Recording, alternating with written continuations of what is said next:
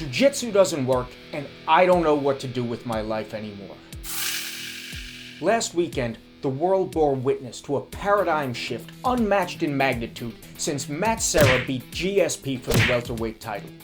Like all of you, I was sitting on my couch Saturday night, watching UFC 258, drinking an acai smoothie, wearing a gi top, ready to rip it off and scream "Poha! Banquiamos!" when Rodolfo Vieira submitted Alex Hernandez. And the fight started the way it should. Viera came into the octagon, body by Jesus, ears by cauliflower, and he took the fight to the ground immediately. Now we were in our world, swimming in the ocean like the sharks that we are. But as the fight went on, things took a turn for the worse. It was as if every technique Viera threw, Hernandez had a counter to. When Viera went for his devastating head and arm choke, all Hernandez had to do was bring his arm back down to his side. When Viera had Hernandez mounted, Hernandez just bumped his hips up, turned, and he was out. When Viera went for the armbar, Hernandez just rolled over his shoulder, free, back up. And to make matters worse, Viera couldn't even keep the fight on the ground. Every time he shot in, Hernandez stuffed it by just putting his hips on his head. Bam! Shot stuffed.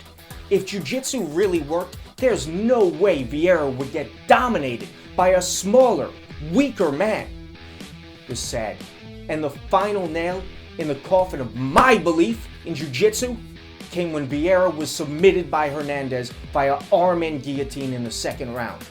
If jiu-jitsu worked, there is no way a world champion black belt would get tapped by a skinny fat skater looking dude with no cauliflower ear just from having his head hugged. It was as if all Hernandez had to do to counter Viera's jiu-jitsu was use his body weight combined with leverage. I don't know what the future holds for Diamond Dave's Combat Club.